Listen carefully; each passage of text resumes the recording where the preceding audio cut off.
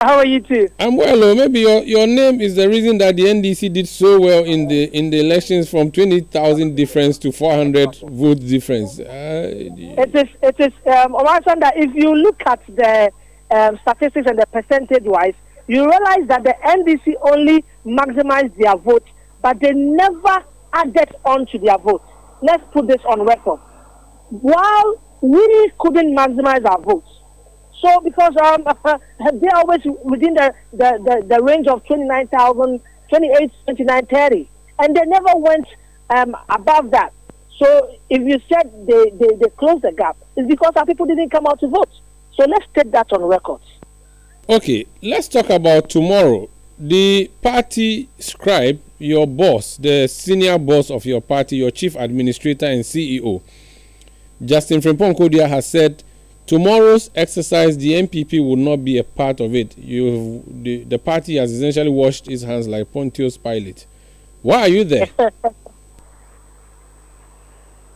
Why are you in the constituency campaigning in defiance, apparent defiance of your national leadership? I wouldn't want to talk much about this very one because you know what the party said, you know the position of the party, and you have the press conference and all that. I'll be glad if we can put that on hold for now and look at the candidate. What is the candidate saying? Yes, the candidate believes that is what the party said. But looking at her enthusiasm, looking at her posture, she's still saying she wants to go into this election. Are you saying now and then that we shouldn't give her that moral support? Because she's got friends, she's got families, she's got constituency executives, she's got volunteer groups. All these people, key people even from the party, are calling her to wish her the very best. So let's drift away from the party statement, even though it is there and is still valid. The candidate herself is taking a certain posture, which is pointing to a very positive direction, and that's what we are supposed to look into.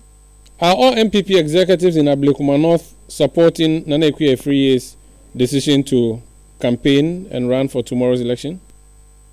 As a secretary of the party, I can tell you, yes, we are supporting her. Okay, so as secretary of the party, you are supporting a rogue member of your party because what she has done. What she has done is she's gone rogue, and you are the representative of Justin Frimpong Kodia and the NPP in the constituency, and you are following someone who has gone rogue. That's what I'm saying. Aside my position as a secretary, she's a good friend. She is even a family friend. So party first. Is that not what you pose? That's what I'm saying. The party's decision is the party's decision, and we still hold it in high esteem. But now let's move the whole thing. And I don't think you are holding it in high esteem, Mr. General Secretary. If you were, you wouldn't be campaigning in apparent defiance of what your direct boss has said. But this is what I'm saying. Aside me being the secretary, aside me being an executive of the party, Epia is a friend. So if he came to me and told me, listen, Mr. Green, can you come and give me a hand? Looking at the enthusiasm, the euphoria, I cannot turn my back on her. This is a simple truth. And so we don't want to talk about what the party has said, which is there and is still valid. I'm not the one to come and explain what the party said. You know, our General Secretary came out to have a press conference and boldly stated all this in favor of the party. Now, I am respecting that, but we are also supporting and helping Ekuye-Afriye, who is a parliamentary candidate, in the capacity as Ekuye-Afriye. Mr. Constituency Secretary, are you conversant with your party's constitution? Very conversant with it. What does your party constitution say about disobeying party directives? Yeah, of course, you'll be sanctioned.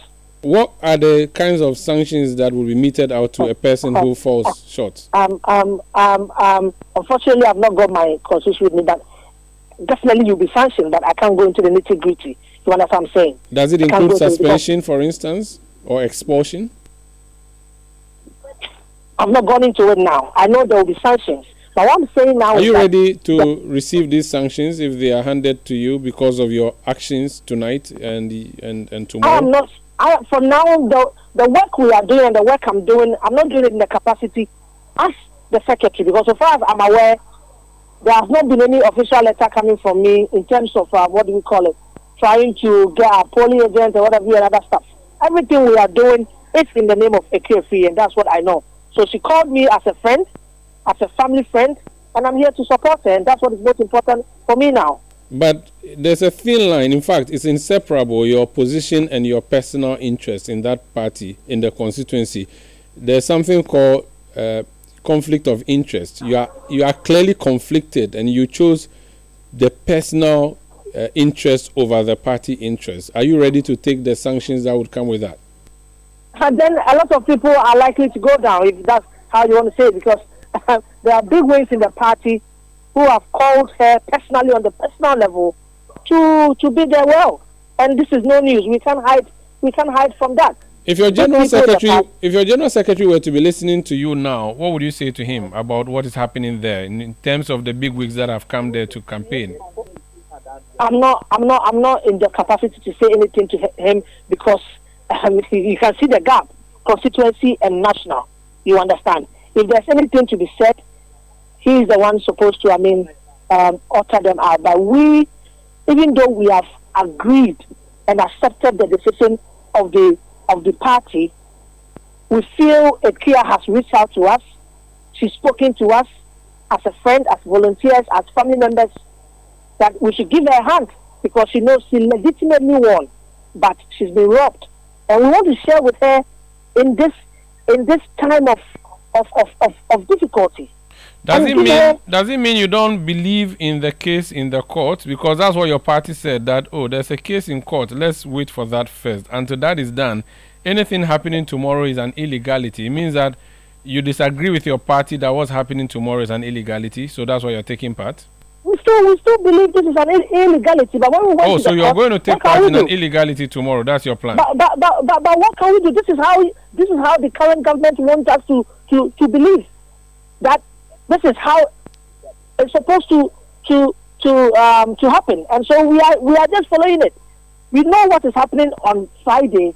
It's not the best, because we won, but we have been robbed.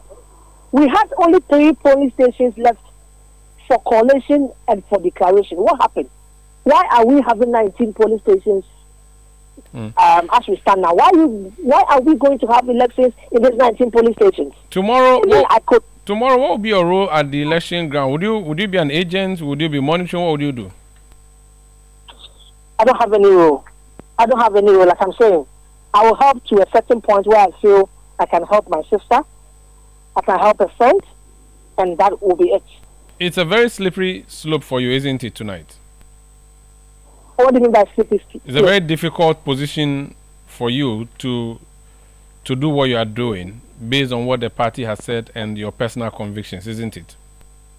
Definitely. I won't lie about that, but like I can tell you, what happens if she wins? Are we going to accept her or not? She's a person. She's a human being. And she's fought so hard. This is a widow we are talking about.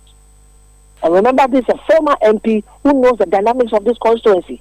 And I can tell you on authority, for every 10 people you take out in Ablekuma, 8 of them are NPP. You can't take away that from us. From 1996 up till now, and talking NDC has never clinged on. They have never clinged on to this seat. Which is going to bring me to my last question. Your former MPs, the Honorable Sheila Bartels, the Honorable Kwamna Bartels, and the Honorable Joe Appiah, are they on the campaign trail with you tonight? They are all doing their best. I spoke with Honorable Joe Appiah, and then he's also doing what he can do as we speak now. Very well. All the best, and thank you for speaking to us. Wish you all the best tomorrow.